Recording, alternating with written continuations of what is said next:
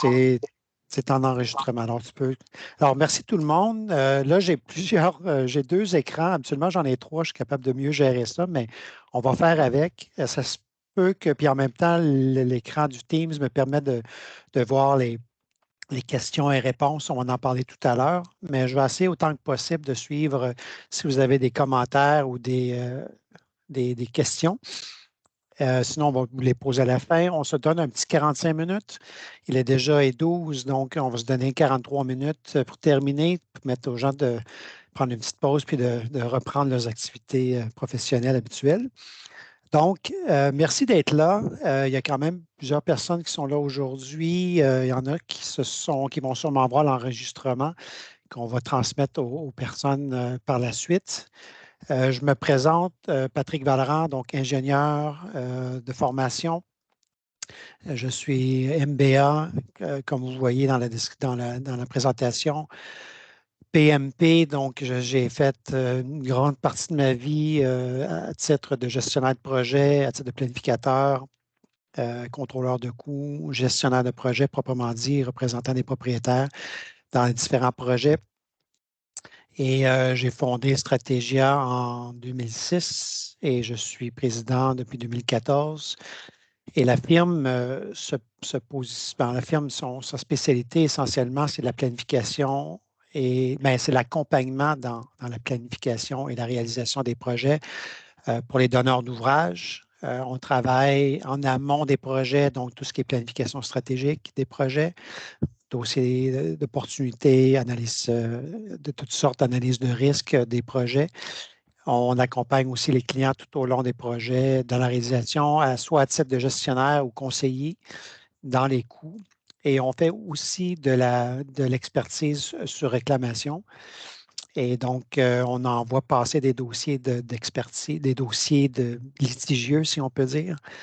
Alors, et finalement, on fait ça, ce dossier-là, parce qu'on est un peu habitué, on est habitué à faire, à voir comment fonctionnent les chantiers. Donc, par la force des choses, pas qu'on voulait faire des dossiers d'expertise, mais on s'est fait demander de participer, de représenter un des clients des deux parties par la force des choses, puisqu'on connaît l'industrie quand même assez bien. Mais à travers ça, je me suis toujours posé la question pourquoi il y avait autant de différends et de litiges dans l'industrie. J'imagine que vous vous posez sûrement cette question-là, peut-être pas au quotidien, mais régulièrement. Et pourquoi qu'on n'apprend pas de nos erreurs pour améliorer les façons de faire. Et donc, c'est un petit peu le but de ma présentation aujourd'hui qui est faite sous forme de réflexion plutôt que de forme de. Il y a une présentation, mais c'est plus c'est pas une étude que je présente, c'est pas scientifique, c'est des connaissances que j'ai et des constats que j'ai faits, des réflexions que j'ai faites depuis quelques années. Et c'est complémentaire à une formation que j'ai faite il y a quelques années pour devenir médiateur.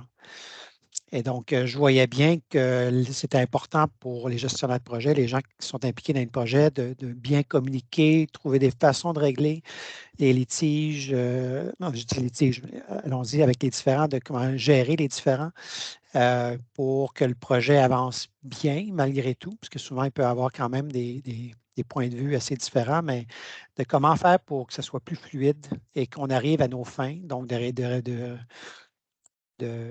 de livrer des projets idéalement dans les temps, dans les budgets et selon la qualité qu'on recherche aux donneurs d'ouvrage. Donc, c'est toute une réflexion que je me fais.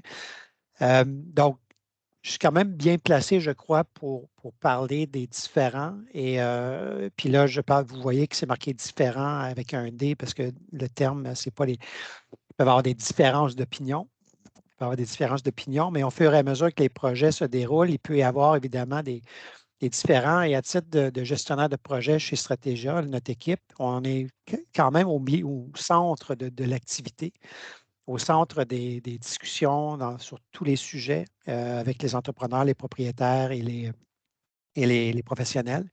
Donc, on voit quand même la dynamique. On est à mesure, je pense, comme personne centrale, d'intervenir pour essayer d'atténuer ou d'améliorer les communications pour pouvoir justement gérer les différends. Donc, les différends, il va en avoir, ça, il ne faut pas se le cacher, il va en avoir. Même si on a des plans et devis parfaits, des contrats parfaits, il y a toujours l'aspect des conditions du sol, par exemple, ou des conditions différentes qui étaient non prévues. Donc, il va toujours en avoir. C'est la façon qu'on aborde ces changements-là, ces différends-là, qui va faire la différence.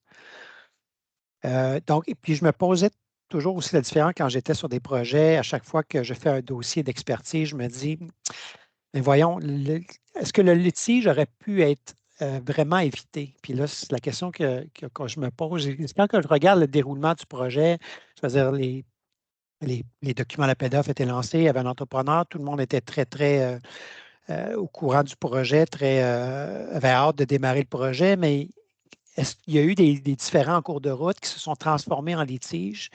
Et la question que je me pose, ça aurait pu être évité. Et là, j'ai commencé à chercher un petit peu voir un peu, premièrement, que signifie un différend.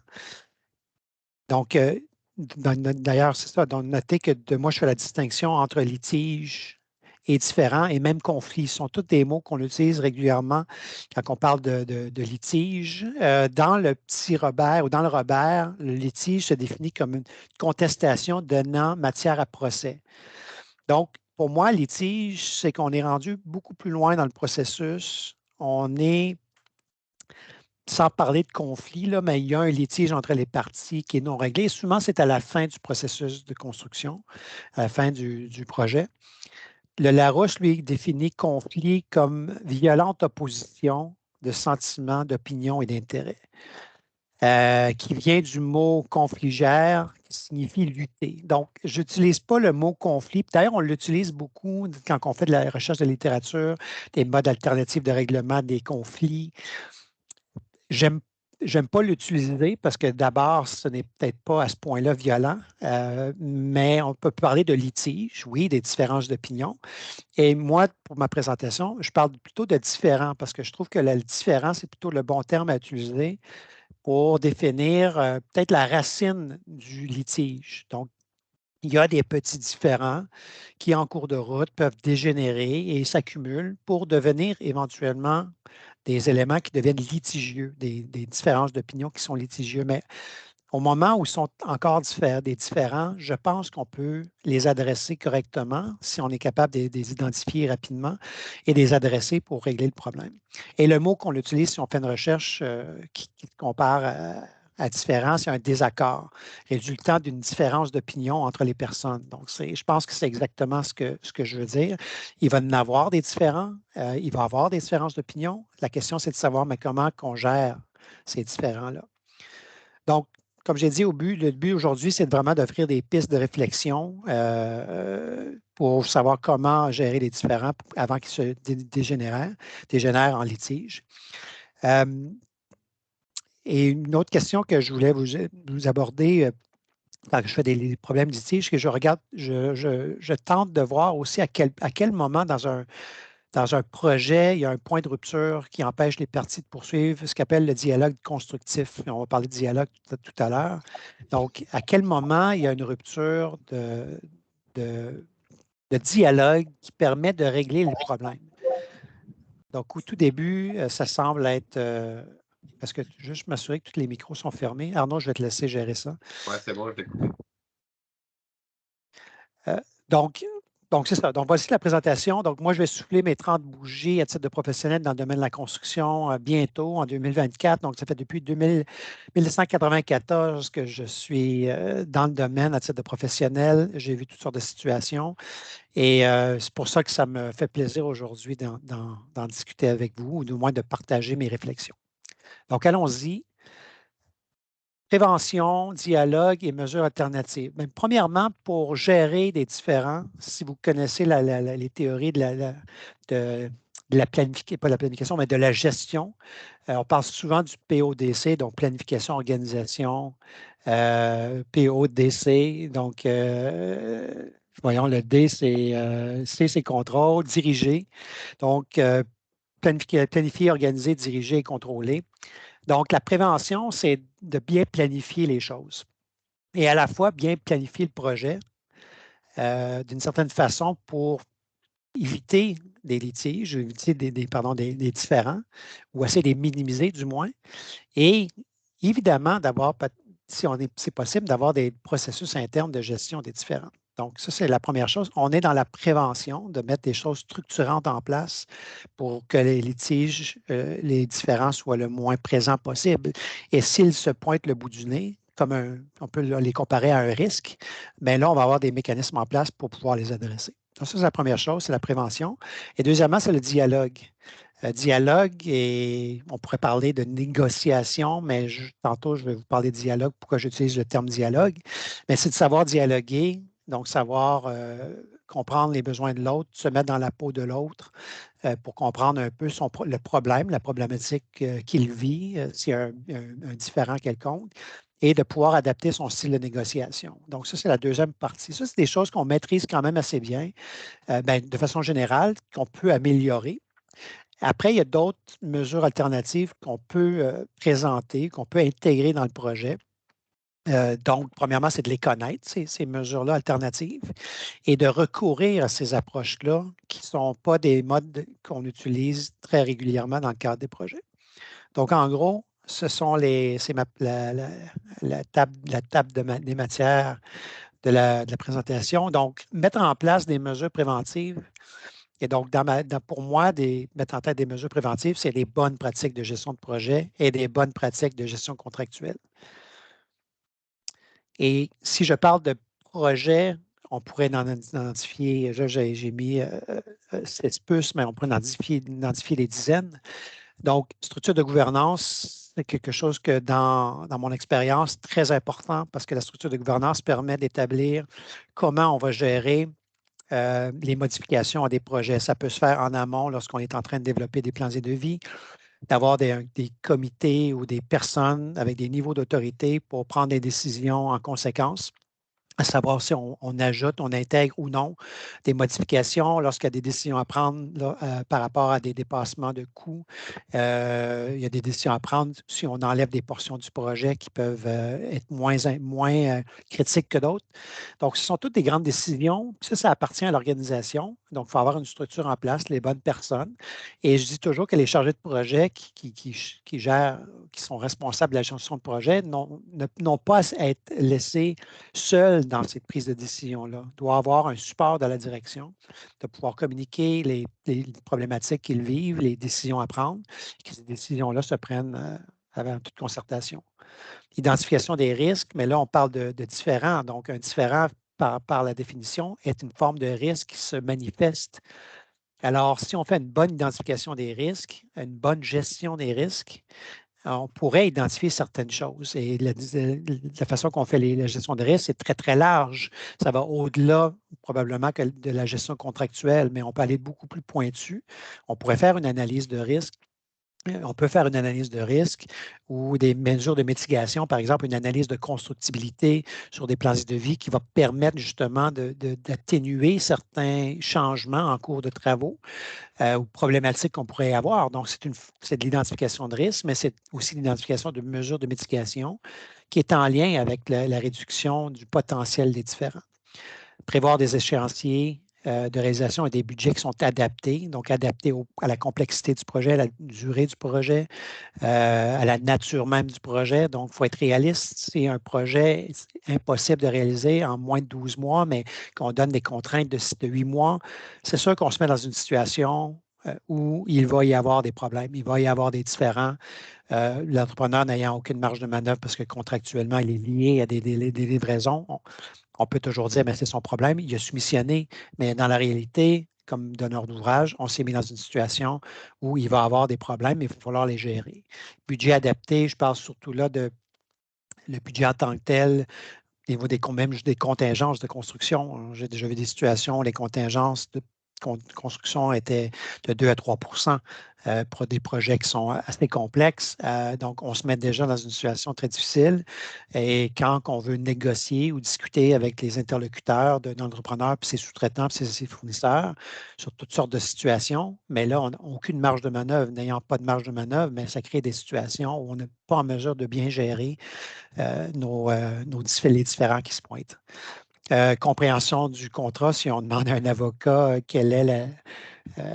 qu'est-ce qu'on doit faire en début de projet, mais c'est de bien comprendre son contrat, ce que dit le contrat. Puis je dirais plus d'ailleurs, s'assurer que le contrat est bien préparé.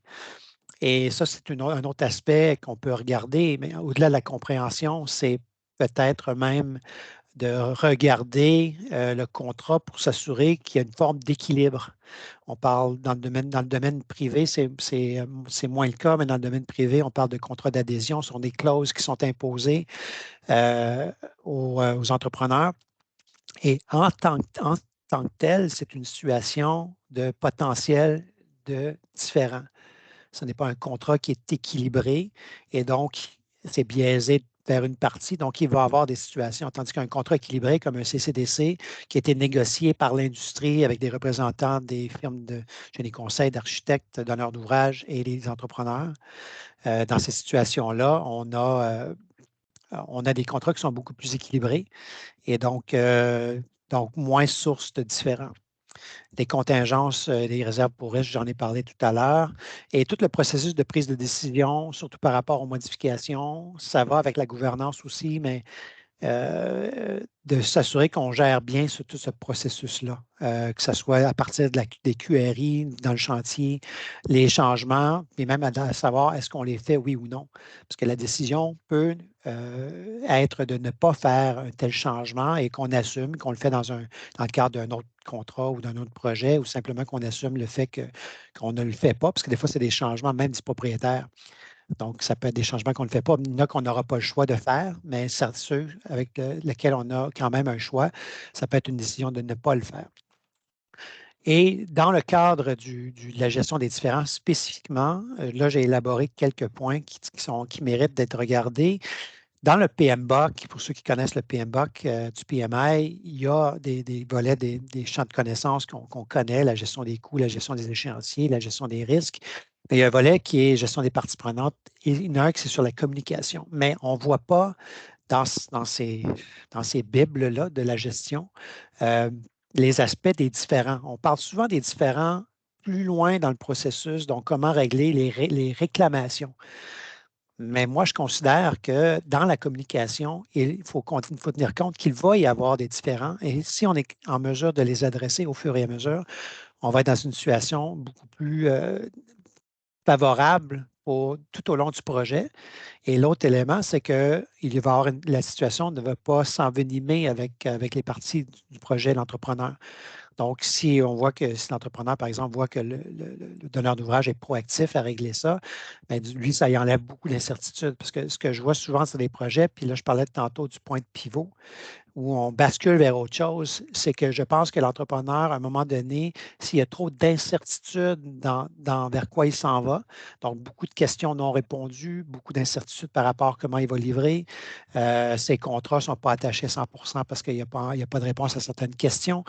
Ça crée des situations d'angoisse, des situations difficiles. Et là, on voit que, oups, là, on tombe dans une posture de défense plutôt qu'une posture de règlement de différends. Donc, le processus est important. Donc, premièrement, vigilance, donc collecter l'information pertinente permettant de suivre l'avancement du projet et donc s'assurer que ça va bien parce qu'avant même que l'entrepreneur ou les entrepreneurs fassent des demandes, ça se peut très bien qu'on voit qu'il y a des choses qui ne vont pas bien. Ça peut être la faute de l'entrepreneur aussi. Je veux dire, si lui est déjà en retard, déjà, ça va créer une situation plus difficile par la suite. Mais ça peut être aussi des problèmes de conflit entre les intervenants sur un chantier, par exemple. Ça peut être ça aussi la source du problème. Donc, collecter l'information, être au courant de ce qui se passe sur les chantiers est important. Et traiter ces éléments-là. Donc, identifier et adresser rapidement les différents. Donc, on peut attendre, dire, mais moi, si l'entrepreneur ne m'en parle pas, je ne l'adresse pas. Mais oui, ça peut être une façon de le faire. Mais idéalement, si vous pensez qu'une situation pourrait dégénérer, c'est de l'adresser rapidement et de lui parler. et d'adresser la situation. Puis après, donc le but étant toujours de le régler, de l'identifier et de le régler le plus rapidement possible. Donc, d'analyser, de comprendre la demande des interlocuteurs, donc des entrepreneurs, de comprendre vraiment leur perspective, pourquoi, selon eux, on peut être en désaccord, mais d'abord, si on est en mode écoute par rapport à ce qu'ils proposent, on peut peut-être être en mode solution par la suite, plutôt que d'être dans une posture plutôt de refus, de oui et non. On sait que dans les projets comme ça, on est dans des zones grises, souvent. C'est pas oui ou non, c'est peut-être. C'est des zones où peut-être le contrat n'est pas clair sur certains des éléments. Donc, si on prend une posture qui est très dure, mais on peut peut-être nuire à la relation, etc.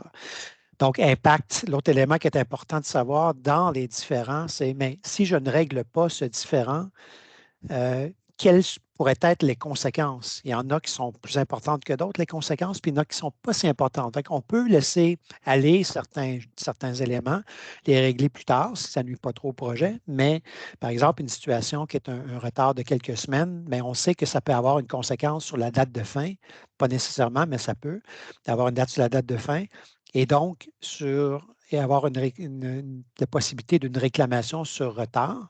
Donc, il faut tenir compte de toutes ces choses-là quand on est face à des problématiques ou des différends. Entamer, ça c'est mon deuxième point, la négociation, le dialogue, donc vraiment entamer des négociations le plus rapidement possible et d'avoir des mécanismes d'escalade clairs et bien compris par les parties. Et normalement, ces mécanismes-là sont à la fois dans les processus des parties, donc d'entrepreneurs et du côté du donneur d'ouvrage, mais souvent, on les voit également, surtout dans les contrats. Puis c'est là qu'on veut les voir d'ailleurs, parce que c'est les mécanismes qui permettent de régler les choses au fur et à mesure. Donc, au niveau contractuel, mais bien sûr, c'est d'être clair. Et quand je parle de clauses contractuelles, je parle des plans de devis. Donc, d'avoir une bonne revue de ces plans de devis-là, s'assurer que les plans sont 100% coordonnés, etc., qu'il n'y a pas d'ambiguïté. Donc, ça, c'est une gestion de risque, mais c'est à la fois une gestion des différends. Que tout le monde, et l'entrepreneur et le donneur d'ouvrage, bien sûr, et toutes les parties comprennent bien leurs droits, etc. Donc, si je vais dans les clauses, puis là, je vois que c'est un peu flou, désolé, c'est un print screen que j'ai fait. Mais je peux vous donner des exemples de clauses dans ce cas-ci, qui vient du CCDC, qui est une clause où on est en train de démontrer quel est le processus lorsqu'il y a des différends. Et d'ailleurs, le mot différent apparaît dans cette clause-là. Donc, si le propriétaire et l'entrepreneur ne peuvent, après une première négociation, s'entendre sur la valeur d'un changement, le montant estimé et la ventilation du changement exigé est alors déterminé par le propriétaire et payé selon les modalités prévues au contrat. Donc, ce que ça veut dire, c'est que si on ne s'entend pas sur un différent, sur un changement dans ce cas-ci, mais déjà, il y a une partie de ce changement-là qui va être payée à l'entrepreneur et l'entrepreneur, dans ce contrat-là, se réserve tous ses droits de faire une demande de différent. Et d'ailleurs, c'est la deuxième partie en jaune. L'entrepreneur peut dénoncer au propriétaire par écrit un différend sur la valeur des changements en dedans de 15 jours. Donc, le délai de prescription est important dans ce cas-ci. On s'entend s'il manque de délai, mais c'est le 16e jour ou 3 semaines plus tard, il arrive avec ce changement-là, mais en théorie, il ne suit pas les règles qui sont prescrites au contrat. Donc, il peut perdre son droit. Donc, puis par la suite, pour la partie qui est non, une fois qu'il a dénoncé son différend, mais là, les parties dans le contrat, ça dit que les parties doivent poursuivre la négociation. On va s'en appeler à un gestionnaire représentant du propriétaire. Donc, ça, c'est un exemple, ce n'est pas parfait, et un dirigeant de l'entrepreneur dans le but de résoudre en tout et en partie le différend. Donc, vous voyez déjà bien qu'il y a une démarche qui se poursuit après avoir identifier un montant et qu'une partie du différent du changement est approuvée, il y a quand même une discussion qui se poursuit par la suite. Ensuite, là, la clause se poursuit. Non, l'entrepreneur peut donner au propriétaire avis écrit d'un tel différend dans tous les cas afin d'éviter tout retard dans le travaux. Mais c'est ça qu'on essaie de faire, c'est d'éviter qu'il y ait des retards dans le travaux et que ça crée d'autres dommages. Donc, le règlement des différends avec un mécanisme comme ça évite justement ça. Bien sûr, l'entrepreneur peut dire, mais non, moi, je veux que mon changement soit approuvé. On a tous vu ces situations-là. Il veut que son changement soit à 100% approuvé avant même, mais la loi du contrat, c'est ce qui dirige, ce qui détermine la façon. Et si l'entrepreneur ne s'est pas conformé à ce type de clause-là, plus tard, ça pourrait être préjudiciable pour lui. Donc, il y a intérêt à suivre ces consignes-là qui sont contractuelles. Et la continuation des travaux par l'entrepreneur en cas de différend ne constitue pas une renonciation de ses droits, mais ça, même s'il signe en longtemps qu'ils suivent les directives qu'on a mises en place dans le contrat, il peut toujours, il ne renonce pas à ses droits de réclamer ces coûts-là s'il le juge nécessaire et peut-être qu'au bout de la ligne, il pourrait tout laisser tomber si finalement le projet s'est bien passé pour lui, parce qu'on s'entend que les entrepreneurs ont intérêt à s'assurer de la rentabilité du projet. Donc, s'ils ne voient pas l'intérêt d'aller plus loin, mais ça pourrait essentiellement s'arrêter là, tout ça. Donc, je vois le temps passer, 36, savoir dialoguer. Et là, vous allez me dire, mais pourquoi j'utilise ce mot dialoguer? Premièrement, quand on regarde dans le Larousse, j'ai regardé tantôt, ça veut dire s'entretenir avec quelqu'un, mais aussi ça veut dire confronter des points de vue. Donc, au-delà de la négociation, c'est aussi d'échanger sur des points de vue. Ça veut dire de présente-moi ton point de vue, moi je vais te présenter le mien, puis on va se confronter sur ce sujet-là. Et ce que je trouve intéressant aussi, c'est qu'on parle d'engager des discussions. Et je trouve le mot dans le dialogue intéressant, ce n'est pas juste de négocier, c'est de s'engager dans des discussions, s'engager dans des négociations. Et donc, s'engager, ça veut dire vraiment prendre le temps de trouver des solutions. En fait, c'est la façon que je l'interprète, c'est de dire si on s'engage, c'est véritablement pour trouver des solutions. Donc, on s'engage véritablement dans un processus de résolution du différend. Donc, quand on parle de discussion, il y a 5 affirmations, si on peut le dire comme ça, qui sont les postures qu'on utilise quand on est confronté à un différend avec une autre personne, un autre interlocuteur, une autre partie. C'est est-ce que je suis dans le mindset de dire je collabore avec l'autre partie pour trouver des solutions qui sont acceptables pour chacune des parties?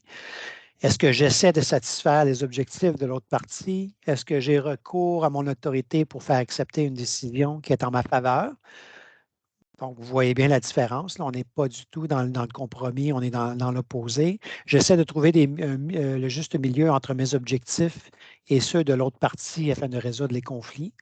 Donc, on est dans le compromis. Ou je me tiens loin des conflits avec les autres parties. Donc, ce sont tous des postures, puis chacun de nous a peut-être vécu des situations, chacun a sa façon de l'aborder. Il y en a qui aiment le conflit, qu'ils aiment avoir l'autorité, il y en a qui n'aiment pas du tout le conflit, mais en sachant dans quelle posture on arrive devant notre interlocuteur et si on était chercher de l'aide aussi pour peut-être être moins dans l'évitement, mais on peut déjà en partant faciliter la résolution des différends. Si on est dans l'évitement du conflit, on n'est pas dans la résolution du différend du tout. Donc, les 5 principaux styles de négociation qui sont par rapport à les postures que je viens de mentionner, c'est on est-tu dans la résolution de problèmes, ce qu'on appelle en anglais integrating.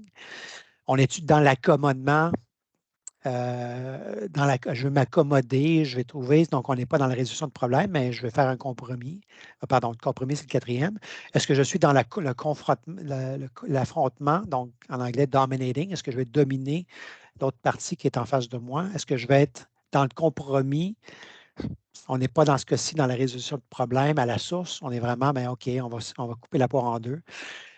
Puis dans l'évitement, dans l'avoiding. Donc, ce sont des postures. Puis ça, c'est une étude qui a été faite par la Society of Civil Engineers il y a plusieurs années, quelques années, qui a fait la corrélation entre les styles de négociation et les résultats les plus probants, ce qui donne le meilleur résultat au niveau de la négociation.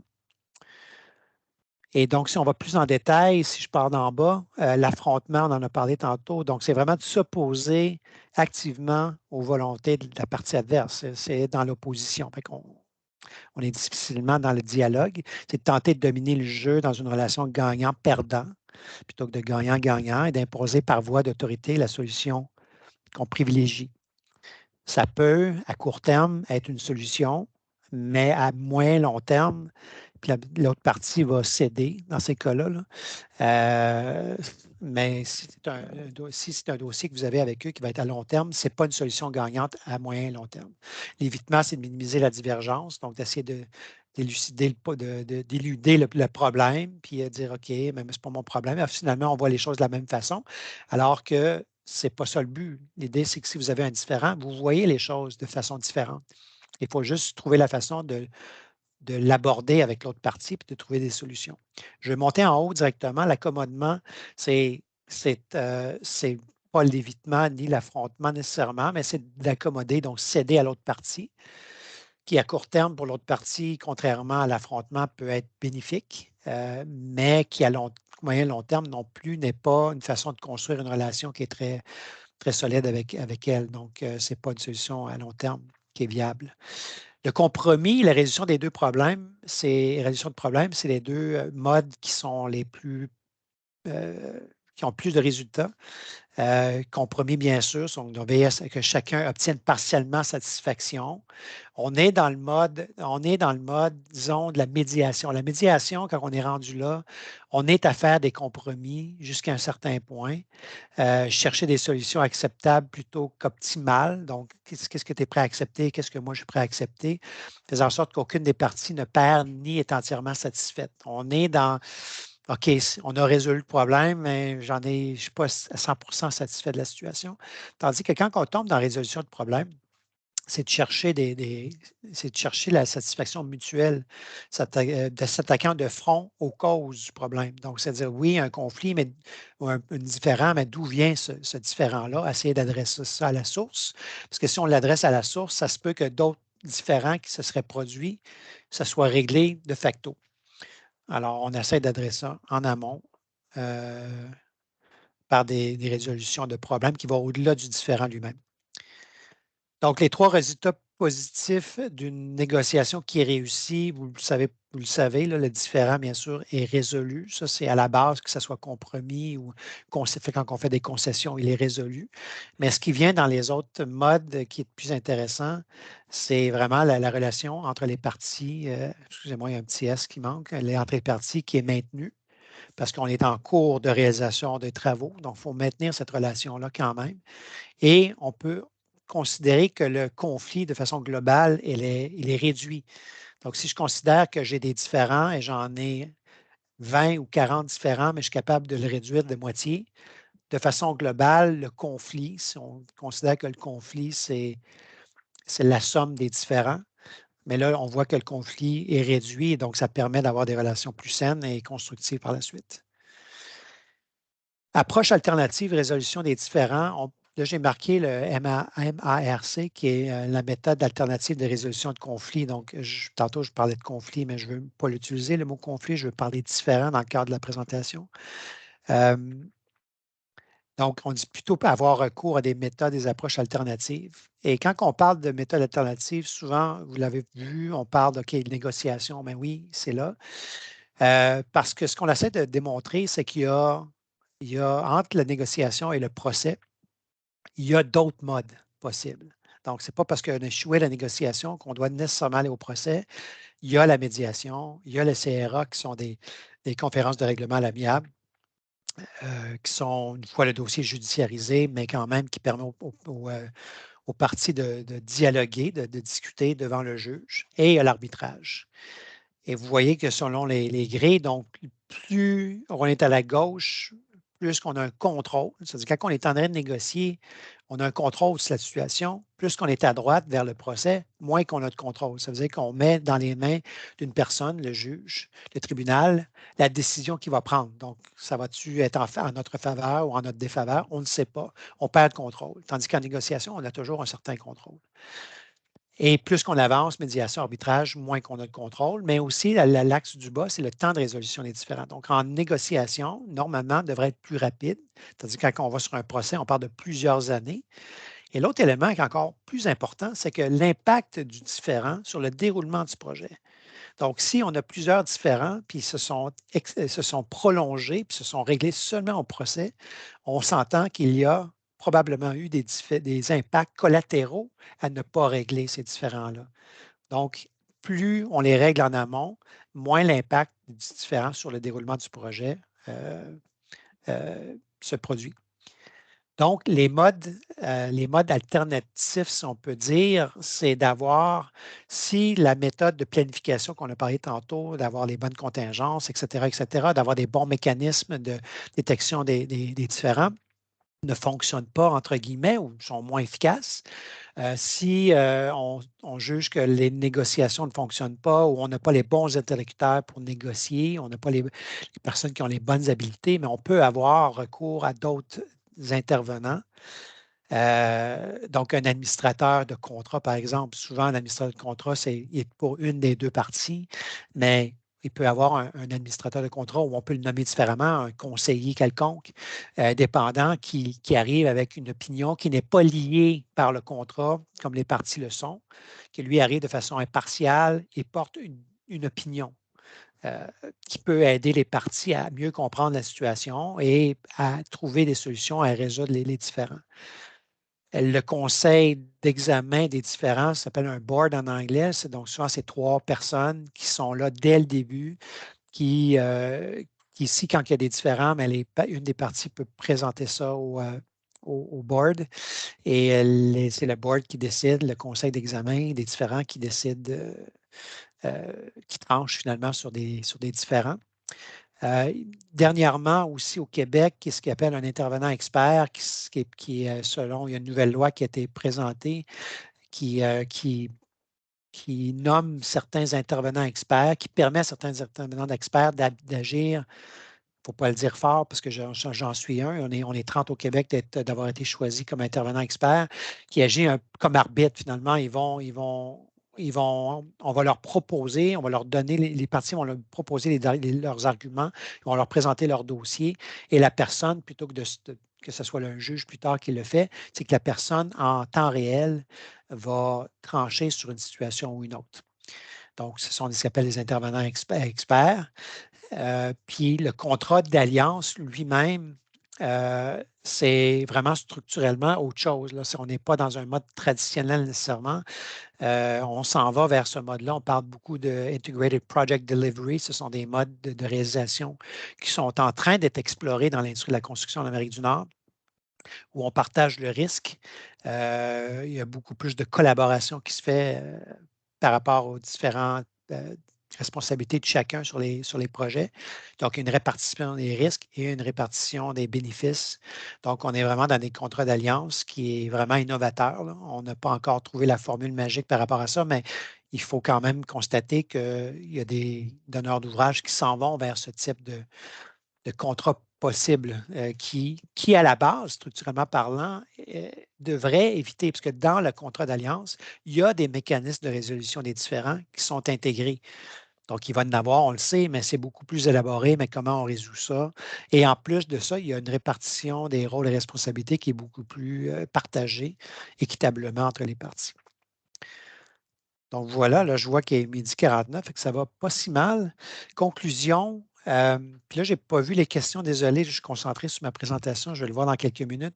Donc, assurez-vous de bien planifier vos projets, puis bien, c'est un terme très large, mais on parle de s'assurer que les délais, les données qui sont données sont adaptées aussi au travail, à l'effort qui est requis, que les contingences sont bien, que bien planifié veut faire des revues, s'assurer que les documents d'appel d'offres qui sortent en soumission sont clairs, sans ambiguïté, etc., etc. Et donc, il y a des façons de le faire. Il y a des revues de conception, il y a des mécanismes, il y a des études de constructibilité qui peuvent être faites aussi, etc. Assurez-vous que les intervenants aient les habilités et les connaissances requises pour dialoguer. J'aurais pu mettre négocier, mais je trouve que le mot dialogue va au-delà de négocier parce qu'on franchit l'étape de vraiment tenter de comprendre ce que l'autre, ses besoins, ses problématiques et trouver des solutions aussi ensemble et prévoir des alternatives autres que la négociation à la résolution des différences que je viens juste de présenter. Donc, s'il y a besoin d'intervenants experts ponctuels ou de façon structurelle qui sont là au niveau du contrat, bien, ça permet de résoudre les problèmes pour ne pas envenimer ou rendre empirer la situation quand il y a des non-résolutions de différends. Alors voilà. Là, je vais aller voir si il y a des questions. Non, il n'y a pas de questions. Il n'y en a pas de questions. Bon. Est-ce que ça veut dire que c'était très clair? On s'était donné, je ne sais pas s'il y a des gens qui ont des questions. On s'était donné jusqu'à 50, c'était ce qui est prévu. On avait 45 minutes. Ça peut être des questions que vous nous envoyez aussi à l'extérieur d'ici. Ça peut être, vous avez mes coordonnées. Vous le voyez à l'écran. Donc, vous pouvez me transmettre des questions. Il va y avoir la vidéo, va être enregistrée. Donc, merci Christian. Donc, la vidéo et la présentation est enregistrée, donc on vous le transmet, vous l'aurez plus tard. Mais l'idée, c'était de vous présenter ça. C'est mes réflexions. Si vous avez des choses, vous pouvez me corriger aussi sur certains aspects ou bonifier davantage ce que j'ai présenté, ça me ferait plaisir. Donc, je vois que les gens doivent quitter. Je vais attendre encore quelques minutes s'il y a des questions. Merci, Carl, ça fait plaisir. Alors, c'est beau? Voilà. Donc, vous avez mes coordonnées. Je vais arrêter la rencontre là. Arnaud, tu peux peut-être arrêter. Non, c'est moi qui dois arrêter l'enregistrement, c'est ça? Un instant.